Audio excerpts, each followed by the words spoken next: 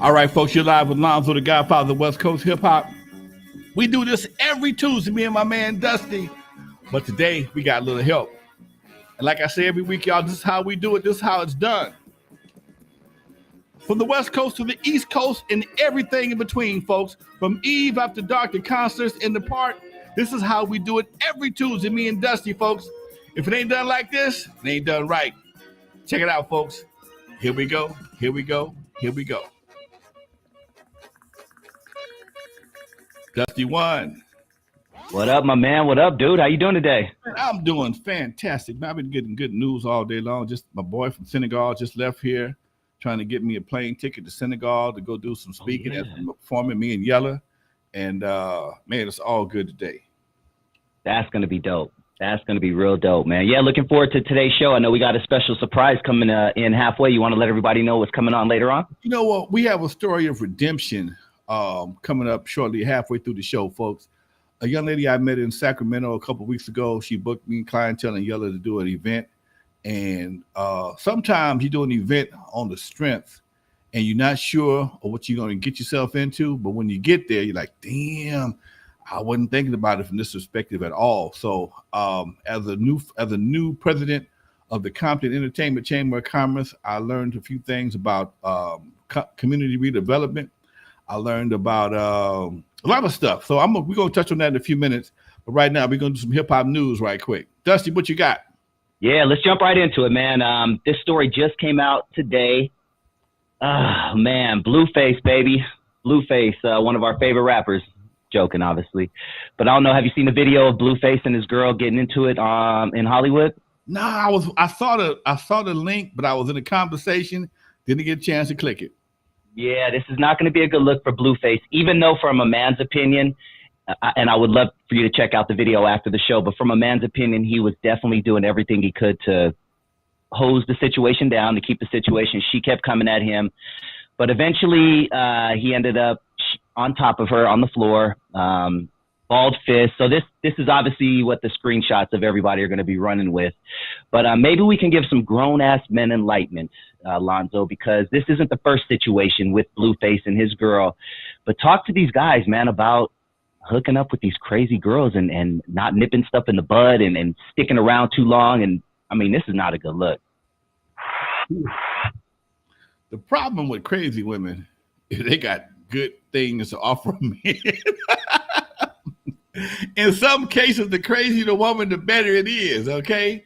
And brothers, sometimes it's hard, especially when you're young, it's hard to walk away from it when it's good, okay? Usually, you're going to get caught up at some point in time. You're going to get you a kid. You're going to get some problems. You might get you a case.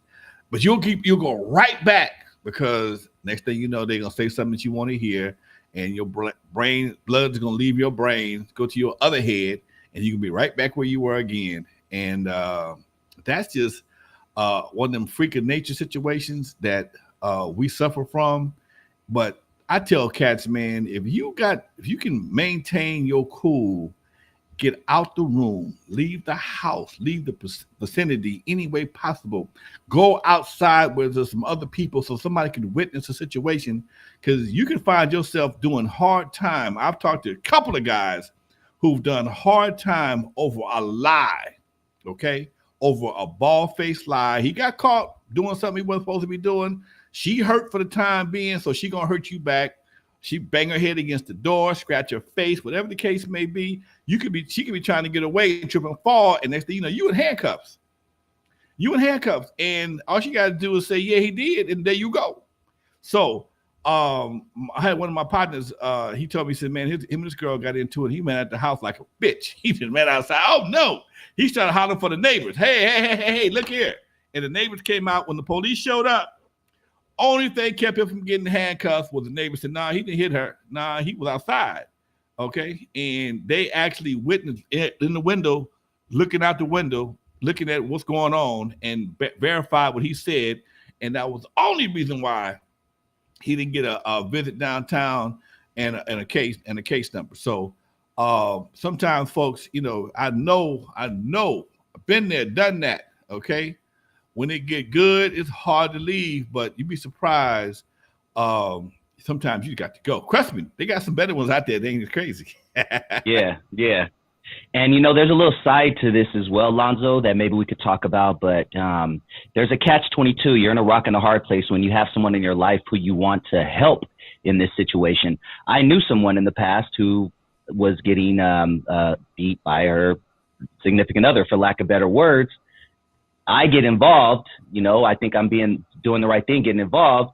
These motherfuckers end up staying together, getting married. Now I'm the bad guy. You know what I'm saying? Like, man, I went to a family member's aid one time, and me and my brother rolled over there. We gonna put the fear of God in homeboy. Next thing I know, first thing came out of our mouth was, "Don't hurt him, bro. Let's go. Grab your shit. Let's go."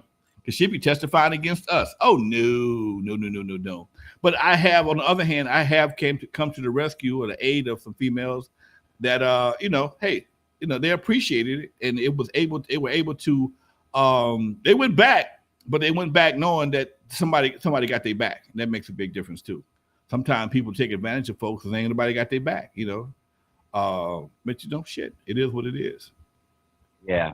Man, don't ignore the signs of crazy. If you see crazy at the beginning, run as fast as you can, and definitely do not stick your penis inside of them without a condom. Please run as fast as you can.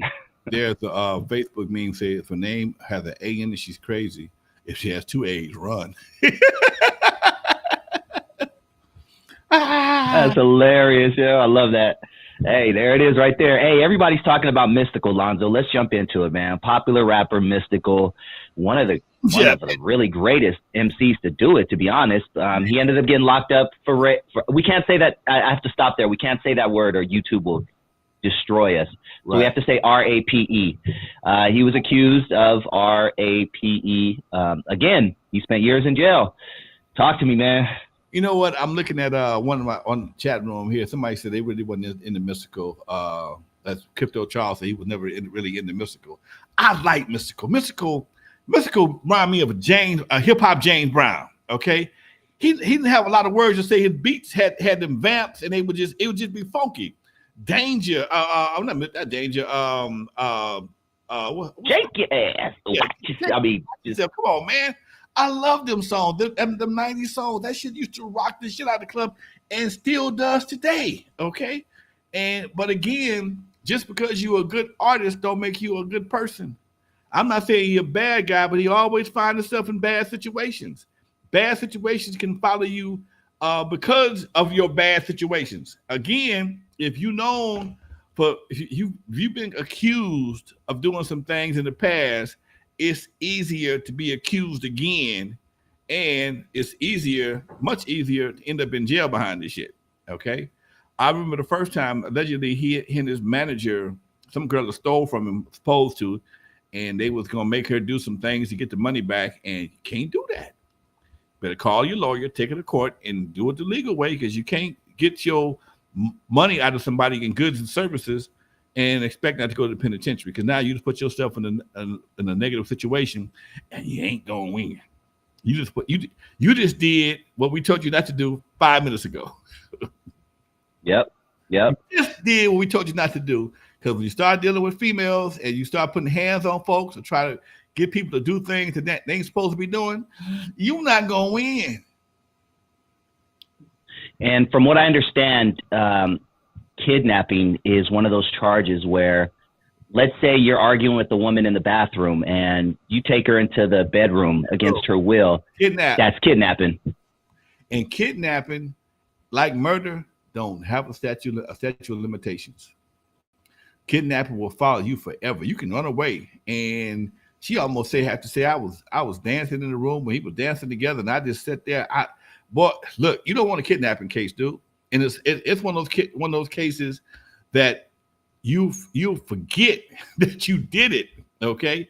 Just by forcing somebody to go from one space to another is technically, in the eyes of the law, kidnapping. We ain't talking about no ransom, throwing nobody in the trunk of the car with duct tape on or handcuff. We talking about, hey baby, get your ass in the room and sit down. And you grab him by the arm, that's a kidnap. Mark says, ask Rick James. Ask Rick James. Okay. Facts, man. Yeah, please hit that like button, hit that subscribe button. We have a dope show tonight. We're going to talk a little hip hop and stuff like that before our special guest joins us in about 15 minutes or so. So make sure you guys stick around. Let's jump into the next subject, Lonzo, something I would love your input on. Been watching Cam Capone, and Tupac's ex was on there. And she said that Tupac, when he was alive, he told her that he, quote, signed his soul to the devil when he signed with Suge Knight right after that. This was 25, almost 30 years ago, Lonzo. You know, fast forward to 2022, you would think that artists nowadays would be more in tune with their business and record contracts. Why do you think artists are still signing these bullshit contracts in 2022? Man, because the devil pays real good. The devil pays real good, Doc. Devil's checks don't bounce. The devil come with Hennessy and weed and girls, all kind of shit. Devil paid real good. And, you know, when you ain't never had nothing, man, it's hard to turn something down.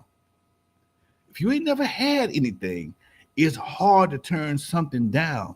You come from a bad neighborhood, bad household, whatever the case may be, bad whatever, and all of a sudden somebody say, man, I can give you this amount of money and give you this Mercedes, this whatever you're looking for. I put these jewels on you. You'll never have to come back here again unless you just want to, but you got to sign a piece of paper. Dude, where I sign at? You know, the pressure for being where you come from is so bad, you'll just make a bad decision and take your situation from bad to worse just for the illusion of getting out of there. Just for the illusion. I've seen it too many times, man. I've had guys come at me, man, I'll give you all my publishing on 30 songs or 300. I had one guy offered me 100 songs for publishing just to put him on. Just sign me, man. So first of all, I know damn well if you give me 100 songs, they can't be that valuable. Number two, if you get a hit, I'm looking for a lawsuit. Okay, you're gonna say I signed you under duress. I signed you under some kind of stressful situation. Your house note was due. Your baby needed food or whatever the case may be, and I took advantage of you. So before I even go and get that headache, I pass.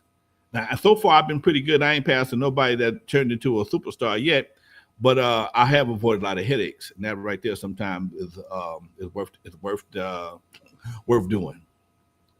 Yeah, Art says on the same subject, he says, Lonzo and Dusty, anybody know when he signed with Death Row? Okay, let me rephrase this. Why he signed with Death Row when he was still tight with Shock G and Digital Underground. Has Atron ever shared that with you? Yeah, he was in jail still when he signed with Suge. He was in jail, and I don't know for sure, but maybe Atron didn't have the money. He had $1 million. He was out on bond. He was out on a bond when he died. Interscope put up $1 million to get Tupac out of jail on a bond, and I think Suge went in first with the. I don't want to tell the whole story because Atron did tell me the story, but being a nice guy got him signed to Suge. I'm gonna put it like that. Suge went in there first and got him signed. Got him out, and that was desperation because rumor has it he was not having a good time in jail at all.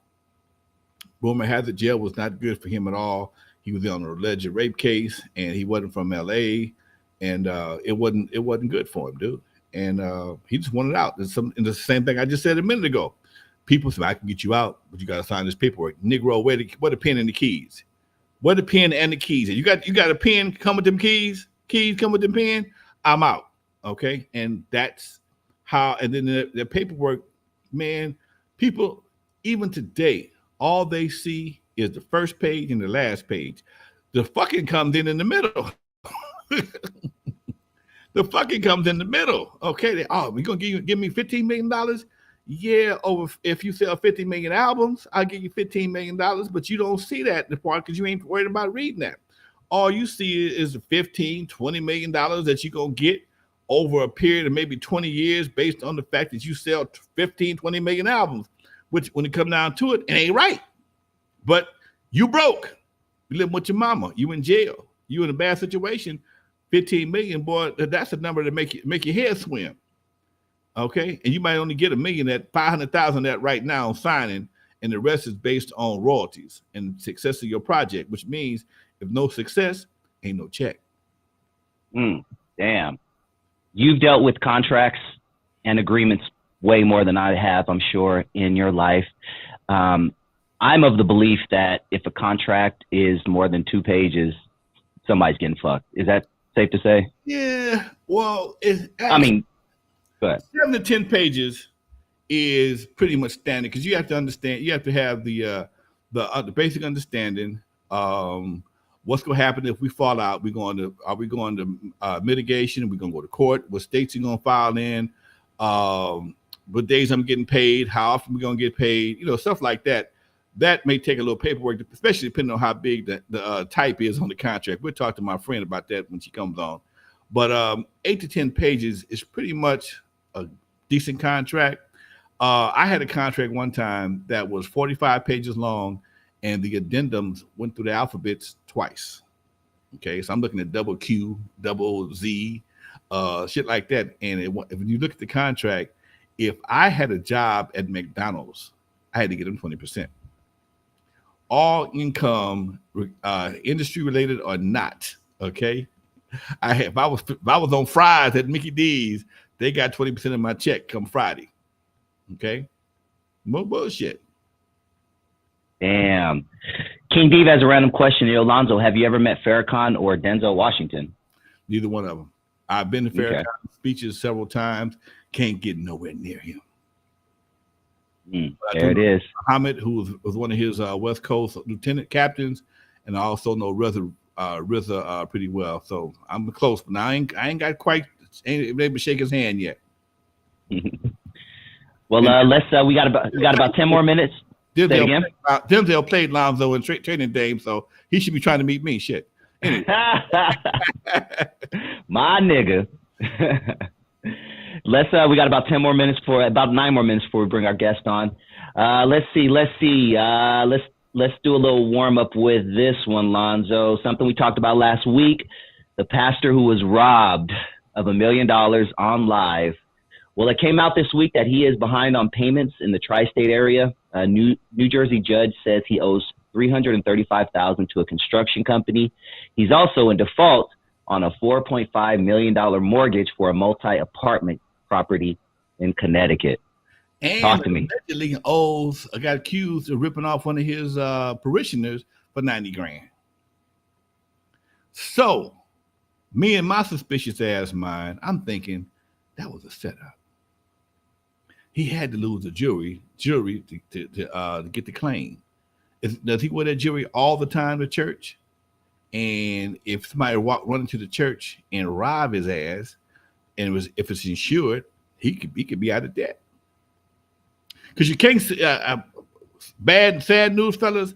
When you got jewelry that you had custom made, you can't sell it for what you paid for it. You can't sell it. If it costs you $900,000, you'd be lucky to get $200,000 for it. Because nobody wants the same shit that you got on. But if you have it insured and somebody steals it, then you can get this true value for it. So I'm not saying that's what happened, but I'm sure suspicious. I really am. Ooh-wee. You know what? This is a good question, and something tells me that you have, Lonzo. Marlon wants to know, yo, Unc, have you ever met John Witherspoon, a.k.a. Pops? Pops used to play Eve After Dark, man. Damn, I knew it. Talk to me. At Eve, actually he played Jeffties, okay? Back in the day, downstairs, I actually run both clubs, upstairs and downstairs. We had a room in the back called the Babylon Room. In the Babylon Room, I did all my dirty stuff. Comedy wasn't that popping yet. Comedy was not popping yet. And I'd have people come into, I'd have comedy back in the back. We had to cut the club in half to kind of make it more cozy so that comedy and male exotic could fill the room, okay? Because comedy is an energy thing. You have to have you kind of need to feel people's energy in comedy and any type of performance. And we had put some little room dividers in the back of the club, had a little special place, had a little mini bar back there, and we would have comedy. One of the guys who was one of my main guys, his name was Brad Sanders. If you ever seen Keenen Ivory Wayne's movie Hollywood Shuffle, he was the guy with the Batty Boy. He was Batty Boy, okay? Batty Boy, Batty. You know, he was all sophisticated, but he played Batty Boy. Brad, his name was Brad Sanders. He was one of my main comedians, and all these guys ran together. So anytime he opened up a room, these guys would come down to the room and work out. And John was one of these guys. John Marshall Warfield from Night Court, she would be down on a regular basis. John Witherspoon would come through. Honest John, the white boy, he was in Hollywood Shuffle. Keenan Ivory Waynes played upstairs at Eve After Dark once or twice. D.L. Hughley played Eve After Dark because he lived in the neighborhood. So I was exposed to a lot of comedians. In fact, I have just as many comedic relationships as I do with hip hop relationships. Because I've had guys working out. I got a flyer today with Joe Torre, D.L. Hughley, a bunch of folks on there. I'm like, I know everybody on here has played in my club at one point in time except for one dude. That's true. That's real talk. That's so cool, man. Everybody in the comments is agreeing that that's super badass. Should we bring our special guest in, or maybe give everybody an introduction to her before we bring her in? I want to talk about that thing with the nightclub right quick. Oh, thank you. Let's jump into Killer Mike. Okay, yeah, I had that right here. That's funny. I was going to say, all right, next, we'll end it with Killer Mike. So you sent me a clip of Killer Mike and the nuisance bill. Explain the nuisance bill, what Killer Mike was talking about, and your personal experience in relation as a club owner. The nuisance bill is a bill that cities have the right to pass to keep certain type of activity out of the city, and especially if it's becoming a problem with the police department or the citizens of the community. Okay, because you have a right to be in business, you have the privilege to be in business. Don't give your clientele the right to act a fool in the hood. Okay, and when you have a business that has numerous police calls, you got people in the parking lot doing donuts, you got drinking 3 or 4 o'clock in the morning, you got shootings, you got all these things that require the police department and make the city, the area unsafe. Now you become a nuisance to the community and they can get rid of your ass. Okay, simple as that. One signature on the pen can get rid of your ass. And this is what's happening to a lot of the clubs in Atlanta, from my understanding, is that the mayor is getting fed up. Most of your shootings, gang activity, basic violence, and just hip hop stupidity takes place at nightclubs. Okay, I had a gentleman that loved to do donuts every fucking night in front of Eve After Dark. He would do a donut, and people live on the corner and be complaining. They call the police. He's gone, but I've still got to deal with the police. You got when the fight break out and the fight get too big, I got to call the police. Every time I call the police, is what they call an incident report.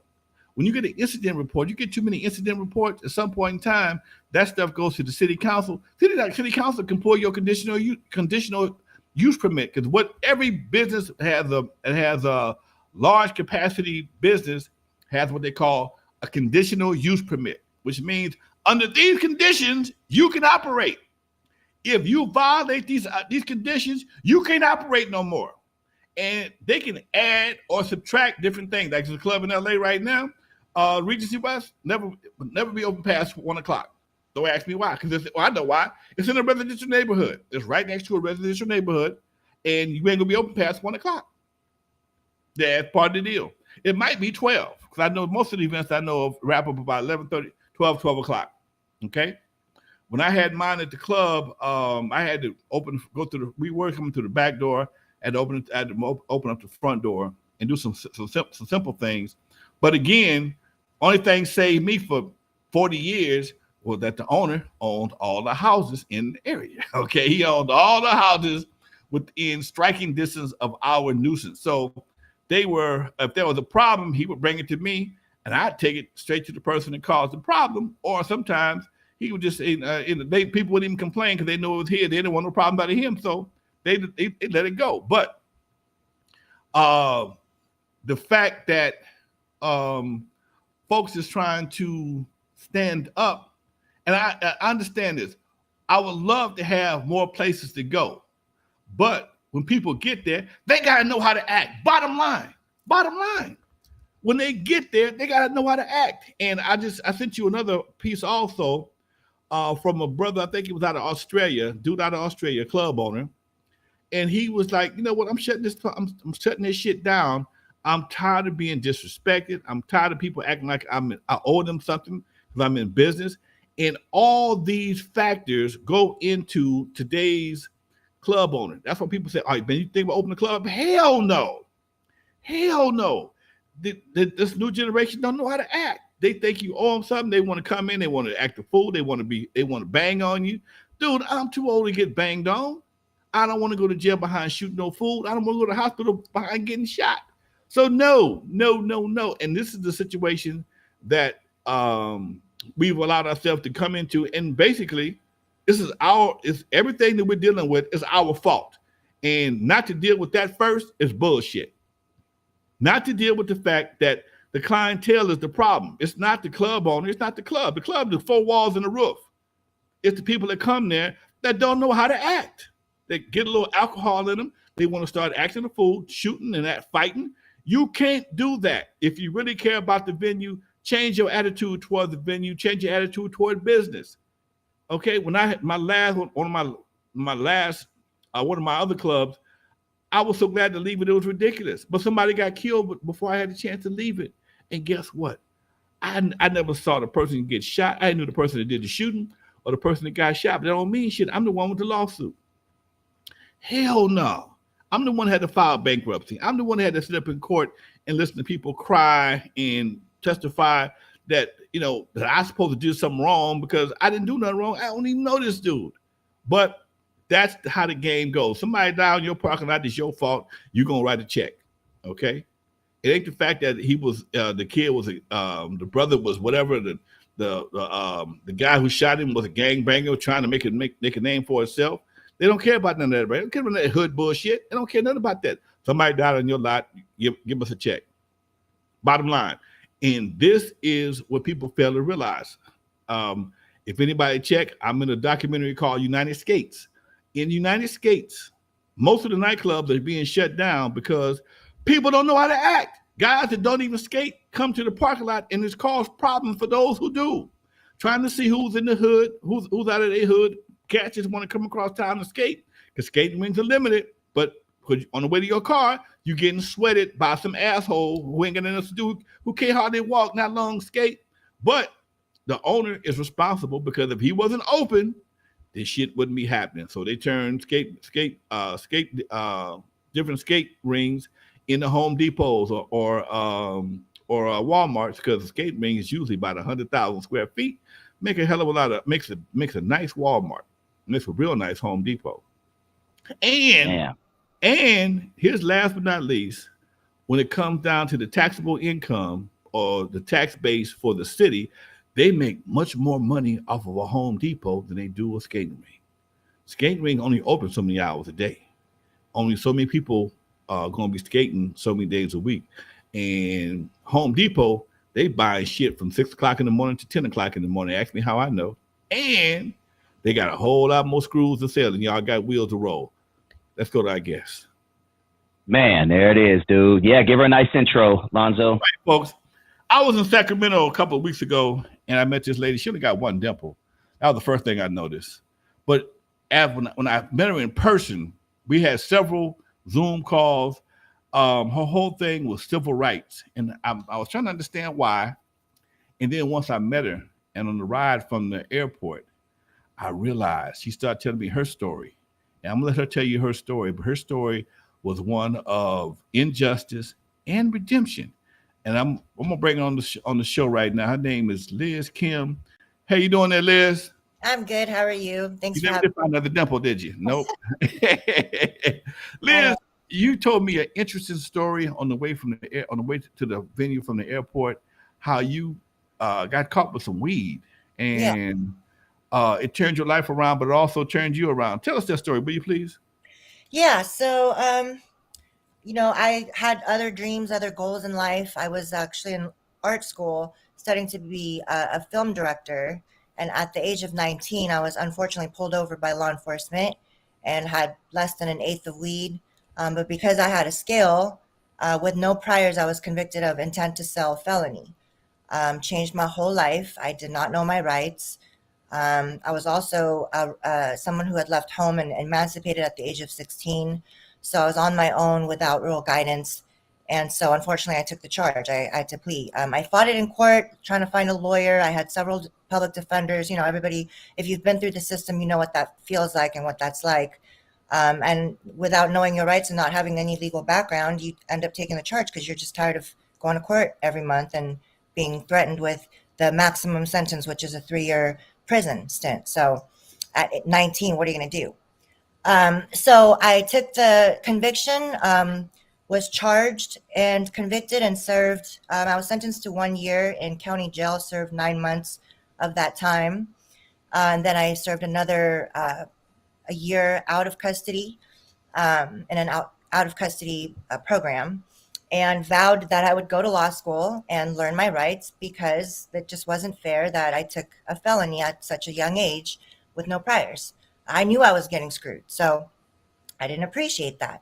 And then what I learned during that time was it wasn't just me, it was a lot of people who were done an injustice, not knowing their rights. And so it changed my whole trajectory. You know, I forgot everything else and just really needed to get on this path of knowing what my rights were, and had to start all over in school because I was in art school at the time studying film, so none of it was transferable. So I went to JC, finished out my JC, went to Davis, studying in communication and pre-law. And it was a long journey because when you have a felony on your record, you're looked at with a stigma. People don't want to hire you. They don't want to give you student loans. You have to basically argue for your integrity the whole way through. And after a long time trying to get my degrees, I was fortunate enough to get an internship at the state capitol right after graduating from Davis, which helped me be eligible for law school. I had a lot of legislators write letters of recommendation for me, and a lot of internships and working for free in the legislature really helped me out, and volunteering with a lot of nonprofits helped me out. But it was really for that mission of helping other people like me, not just me, but other people in the community. And then I learned about this whole mass incarceration issue where, you know, it's an exception to slavery since the 13th Amendment, you know, happened, and they get free labor out of it, you know? So it's not just because they don't like me, it's because they make money off forcing us into prisons.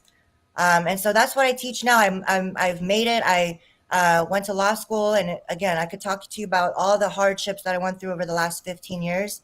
But the bright line victory in all of this is that I was able to graduate successfully, become a lawyer. Now I teach social justice and communication in various junior colleges and at UC Davis here in Sacramento and Davis.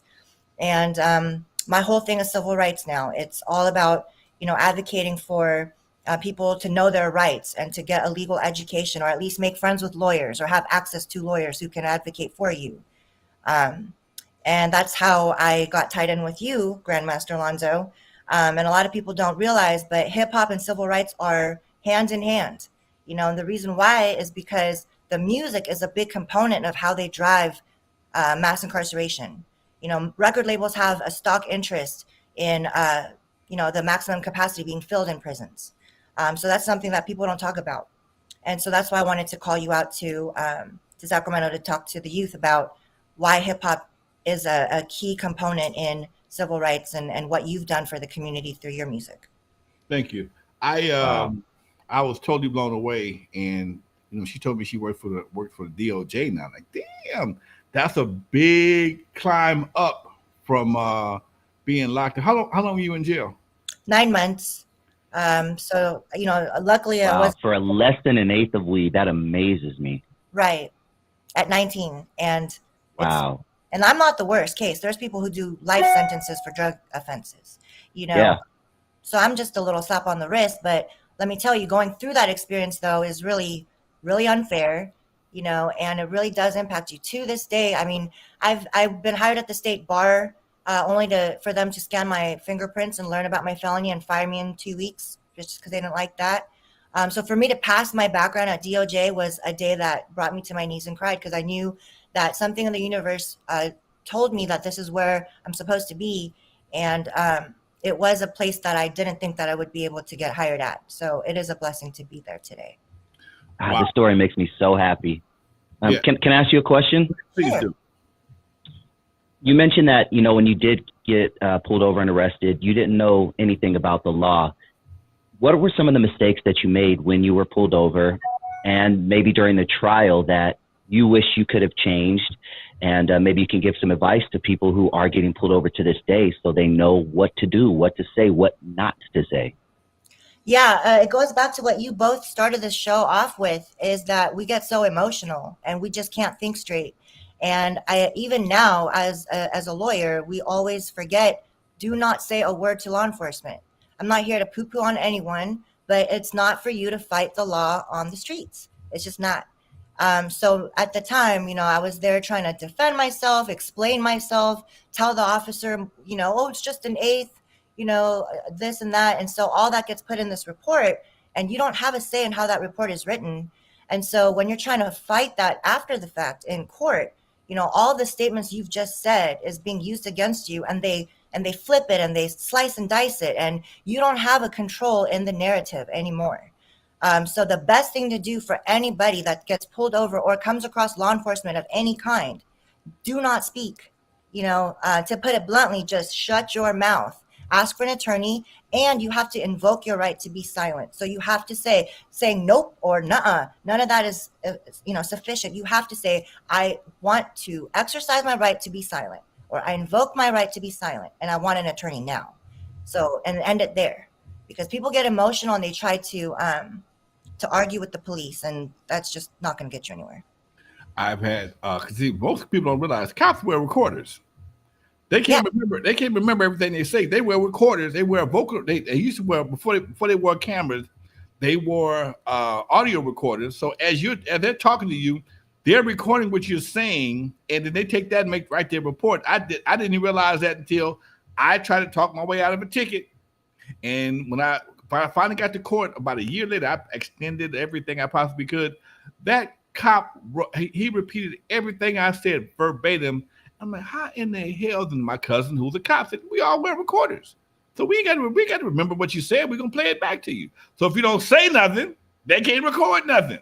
And if you tell them, hey, man, I want to talk, I need my lawyer. I can't do this. I'm officer. Here's my license, registration. Anything else? I don't ask the questions. I don't search. You can't search my car. Nope. And anything else? I need my lawyer. Yeah, and also don't rely on those recorders either. The MVARs, which is on the CHP, the patrol cars, the videos, they really play games when you ask for that. So when you make a motion to request it in a trial, they play all kinds of games to not give it to you if it doesn't help their case. So don't rely on that. It's better for you if you're one of those people who have a propensity to getting pulled over like I do. Get yourself a dash cam and rely on your own records and not on theirs, because they can slice and dice it. Some parts of the video can be damaged, in quotations. They can really work with the evidence, tamper the evidence. So don't rely on their equipment to help your own case. Now, you know what? I'm gonna say something. I'm not even promoting this because although I'm a affiliate, but I bought Legal Shield. On the Legal Shield app, there is a button that you can push while you're talking to a cop, and they will get an attorney on the phone right then and there. You got about 3 or 4 rings, but I tell everybody, be careful how you push that button, because you don't want that phone to be mistaken as a gun, and that's you're sitting there slumped over in your seat with holes in your ass. Okay, but they have that's not the only person that has that. There's another company, I believe, also that has a button that will send you straight to a lawyer 24 hours a day. And you want to speak to my attorney? He is right here on the phone. Officer, here's my phone. Talk to my attorney. And, usually, especially with youngsters, they know you don't know the law. And they play you every time. And you'll mess around there and say some shit trying to get out of a ticket and get yourself deeper in trouble. Yep. That's true. Yeah. Let me ask you, Liz, where were you locked? This is a 2-part question. Where were you locked up? And can you share some of the horrible experiences that you had to go through during those 9 months in jail? Yeah, I was arrested. I saw some of the questions in the chats in 2004. I fought it to about 2006. Actually, no, 2004. I got locked up in 2005. I was released by 2006. So it was like a 2-year ordeal right before I was like all said and done with it. This was in Santa Clara County here in Northern California. I went to Elmwood Correctional Facility. As soon as, first of all, they play all those games where when you get locked up, they lock you in a holding cell for 4 minimum hours just to wear you psychologically down, right? And you don't know like when you're going to get transferred to the next room, when you're going to get booked. So they take their sweet time. So I just remember the first 4-6 hours that you're committing yourself in, once you've remanded yourself to serve the time, you're just already going crazy because you're just in a room with nothing for hours and hours and hours. So that's how it starts. And then when you get placed, I was actually misplaced. So they put me in the wrong cell with unconvicted felons, whereas I should be serving out my sentence. So I lost the first 3 weeks just being misplaced in a place I wasn't supposed to be in. So I'm there just going crazy, trying to knock on the window. COs are ignoring you, and you're trying to tell them like, hey, I'm in the wrong place. All the people are making fun of me because they're like, aha, they put you in a place and they forgot about you. And I'm like wondering like, how is my sentence going to, start counting? Just bullshit like that. And then of course, every time I have someone visiting to bring me contacts because I wear glasses, they make you go into a holding cell. They do the whole cavity search. They make you bend over, cough, they pat you and all that stuff. So just real degrading. And I always say like, you doing time enough is punishment enough. They don't have to treat you like an animal. And they really do that. I mean, they put you in lockdown, solitary confinement if you're non-compliant. Of course, I tried my best to be compliant, so I'm not going to say that I was trying to be tough getting in fights or anything like that, but just the sheer degradation of, being searched in that manner. And then, then once I finally got placed into the right cell, I did a program. It was a paramilitary program because they promised me that I would get out earlier if I did this military boot camp type program in custody. Well, I didn't get out in time. They lied about that. So everything they tell you is not something you can count on. They'll tell you all these things and just miss filing your paperwork. So I actually spent 3 more months than I was supposed to. And what are you going to do about that, right? Sue, the state because you were, misclassified? None of that matters. So you're at their goodwill, and if they like you, they'll care about filing the stuff, that kind of thing. And then breakfast is served at like 2:50 a.m. If you miss that, you don't get breakfast. No cold water, no nothing. It's all like, just frozen foods. Fights break out. Sometimes they ignore it. So they just let it kind of play out until everyone's done getting beat up. And then they come back and then they write people up, roll people up, that kind of thing. So. Not a nice man, place. man. Not a nice place, yeah. Well, you know what? I'm trying to figure out why so many people can't wait to get there. I just don't understand that. It's just Especially in hip hop. It's like, they just can't. Oh my God, what's what Kodak Black? He got caught again with some dumb shit, and he just got out recently. And I'm like, damn, dude, you gonna go right back again? And I think at some point in time, the stigma and the what I'm looking for, the stigma and the negative after effects have gone away. In fact, if you do enough time, you can get a reality show. Okay. Oh yeah. That's more important than being on the streets and making your money, because you're gonna, like the Brat, when she came out, she did a reality. She's been balling ever since she got out of jail. She came out with a reality show and been on TV or radio and everything. Every move she makes is newsworthy, and she was kind of forgotten about before she went to jail. Yeah. It's not. Hey, Liz. Yeah. Let me ask you a question, because I had the opportunity to interview a lot of ex-prisoners on my show, Dusty Vision TV. And one common theme that I've heard, and something that you mentioned earlier, is that prison is modern day slavery. Can you give us a few examples of how prison is modern day slavery? Yeah, so everyone thinks, oh, we're just going to serve our time and it's, for deterrence of crime and all that, blah, blah. No. So I now work for DOJ, which is a state agency. And I've worked at a different state agency prior to DOJ. I worked at Department of Insurance for 8 years in the Capitol. From the Capitol down to all state agencies and county offices to city offices, every government official agency is required to go through a bargaining contract to purchase all office supplies, things like chairs, computers, tables, things that, create the entire state agency infrastructure is built by inmates. Inmates are working at less than $2 per hour. It's forced labor. They don't have a choice. They're told to do this. And so why on earth would they try to fix a mass incarceration problem when they are producing all of the state, office supplies that they need for state agencies by inmates at cheap labor? So that's one example. Firefighters, they're forced to fight fires at, again, less than $2 an hour. They don't have a choice. It's not like, oh yeah, I want to volunteer to do that because I care about the honor of fighting fires. California has some of the worst fires every single year in the whole country, and inmates are sent out front line to fight those fires at less than $2 an hour. Another example of modern day slavery. We just had a Senate bill that was introduced last month to get rid of this exception of involuntary servitude in our California Constitution. Senators voted that down. We lost by 2 votes because they know the fiscal impact this is going to have if we get rid of that clause in our California Constitution of getting rid of involuntary servitude as an exception to slavery. That's where we're at. Do we know the 2 assholes that didn't vote for it? I'll get you the names, Lonzo, because it's the Republicans, and it's public record. So, but here we go now, and this is one of the things that I have to stress, and I feel like an old man trying to get some folks to learn some shit, and that's some hard shit to do. That's why I'm bringing you on, somebody that's been through I've been to jail a long time ago. Ain't trying to go back to one of those new stories, but it's important that you vote. People, your vote don't count. Bullshit.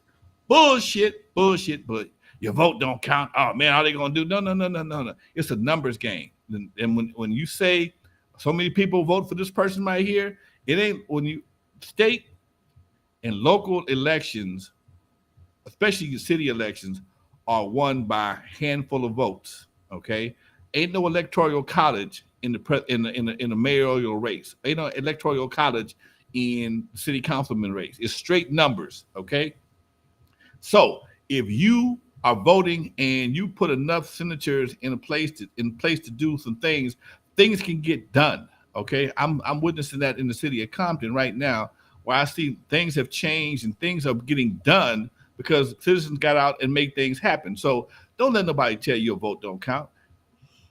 The national vote is a little bit different because you got a lot of people who ain't never seen people look like nobody on the screen before. They don't know nothing about no Asian people, no black people. They don't care about none of that shit. All they know is this is what I know. That's what I'm voting for. But there's a lot more people that do know. So, and if people understand the purpose of the electoral college, that was to give the plantation, smaller states, states, sometimes and plantation owners a chance to balance out the vote, because at one point in time there was more slaves and more black people than it was landowners. So they had to come up with some kind of way to create some kind of balance, which is outdated. It should have been gone a long time ago, but that's another show. Meanwhile, in California, folks is going to jail with pride, coming out with parties and pride. And I'm trying to understand, how do you do that, man? Come on, man. You should be hood. I'm finna say some shit now that's gonna get me in trouble. I've always felt, look, I understand there's a certain honor about belonging to something, whether it's the Masons, a frat, a fraternity, or whatever the case may be. And I had this idea. What if we were able to take the violence out of the gangbanging and made it like a fraternity? And you the fraternal order of Bloods, the fraternal order of Crips. And instead of being so proud of how many guys you got on the main line, how many guys you got graduating this year? How many guys you got in college this year? Okay? How many guys you got going to business school? How many businesses you got coming out your hood? That is a dream. I know I'm sorry, Martin Luther King now. That is my dream, that one day all men will be fraternity brothers in love, not in war. Hoods will not kill each other over bullshit. Where my music at? Hold on, let me get some music here. Let me get some music. That hoods will not be killing each other over bullshit. that brothers will come together and become a fraternal order of brothers promoting success and entrepreneurialism in the hood so that we can all stop ducking these goddamn bullets at night. All them bullets at night. You know, man, that shit is so fucking crazy. But again, because we accept it, I said this in Sacramento, we accept it. It's something that we learn to accept after a while. We learned to accept all kind of shit. We learned to accept chitlins and pigtails and pig feet. And people still eat that shit. They still accept it today. It's still a delicacy to some people. But we don't have to. You don't have to eat pig asses. You don't have to eat pig guts. You know, try something else. Get some soup. God damn. Real. But you put some barbecue sauce on it, they can sell you a pig's ass. Okay. So if you stop accepting certain things, if we stop accepting certain things in our community, certain things will disappear. Trust me. I tell you what, and I said this before, I said it in Sacramento, as gentrification starts to take place in various communities, you'll see a whole new attitude towards the hood because some people are going to call the police and they're going to show up and they're going to testify. Ain't going to be none of that I ain't snitching shit. They don't care. They come into court. They don't care about your hood. They don't know nothing about your hood. All they know is you broke into my car. I saw you, busted your ass, for going to jail. Okay? And I know that can be hard for some people. Oh man, because I was brought up this way, bruh. It's a ton of opportunities out here to get things done, but you're making some of the wrong choices. Let me ask you, Liz, Yes. because it still amazes me that just a short 15 or so years ago, whatever it was, that you did 9 months for less than an eighth of marijuana. Legalizing marijuana has always been a topic of discussion. What are your thoughts on the evolution of the weed laws and how it's pretty much you could smoke in front of a cop now without anything happening? So I'm really torn on this. I was really torn when I voted for it, and I'm still torn on it today. I'm actually a social equity officer for Crazy Bone and his foundation, Leaves of Legend. So this is something that I'm really studying a lot, and compliance is everything with cannabis law currently. I do like that, it's decriminalization of drugs of any kind, I think, is in a healthier direction than to criminalize, right?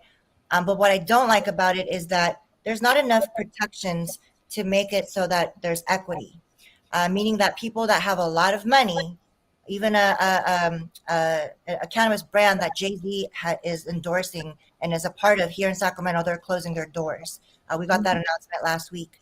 Because of the competition, the sheer competition of millions of dollars being pumped in to the competition in the cannabis industry is making it so that people like me still have the felony, even though it's expunged. When I get a fingerprint done, it shows, right? So what that means is expungement doesn't really help any of us. Entities like DOJ and FBI, if they ever scan my fingerprints, they could still see that I had a felony. So they're not doing anything about that. But all these millionaires and billionaires pumping lots and lots of money into this is buying out the entire industry of cannabis, and little mom and pops are never going to make it. So, another way that they've flipped the script on us to where they gain and we don't. So if not criminalization, then it's capitalism. So they're still getting us in some other way, and that's not fair. So going back to what Lonzo is saying, it's really about voting. It's also about running. We need us, our people, to be running into to these positions, changing the laws where they need to, and stop making it so difficult for us to make it, in our community.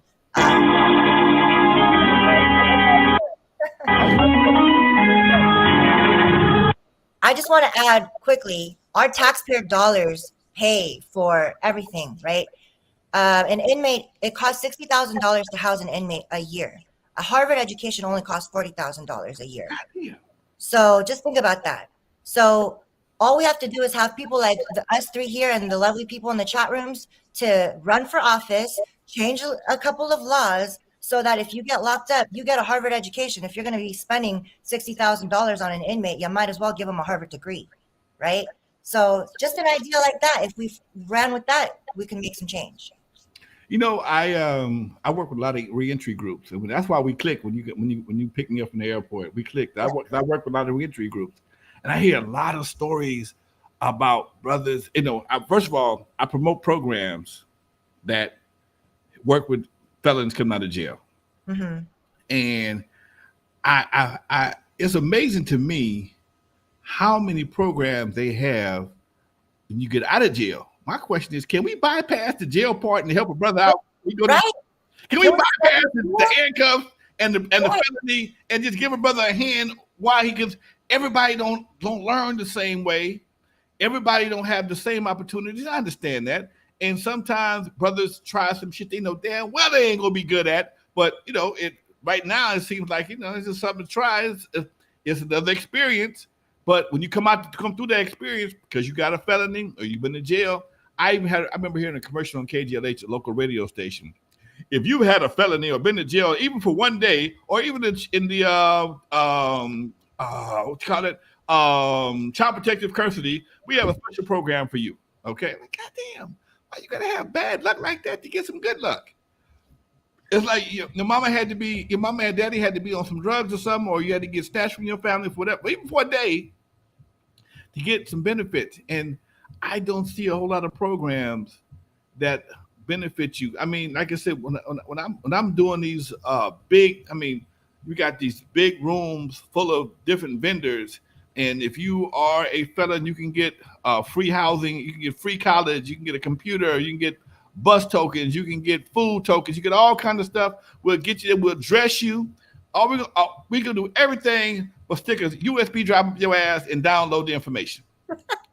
Only thing we can't do, okay? You got to show up. But then you got guys that telling you, oh man, I can't go to Compton College because the bus got to ride through so and so hood, and I don't know who's gonna be on the bus. Come on, man. Can we give ourselves a pass on the bus just so we can get an education? Can we give ourselves? And here again, imagine if some white boys was on the bus telling brothers they couldn't go to Compton College. Oh, we'd be picketing, we'd be uproar, we'd be going crazy over that. Yep. Imagine some white boys on the bus line telling brothers, oh man, y'all can't go to Compton College, man, because y'all gonna get smart and y'all ain't gonna do this banging shit no more. I'm like, dude, you know how asinine that sounds? But man, I don't want to get killed. I don't want to see you get killed, man. But that's why we have to do something to try and curtail the attitude and the mindset of the brothers out in the street. So that, man, can a kid get a pass go to get an education? Can a kid get an educational pass? Used to be a time you can get that. Right. If you was a backpack kid or a ball player kid or carrying the baseball bat, all right, he ain't with it. Let him go. Okay, he ain't with this. Let him go.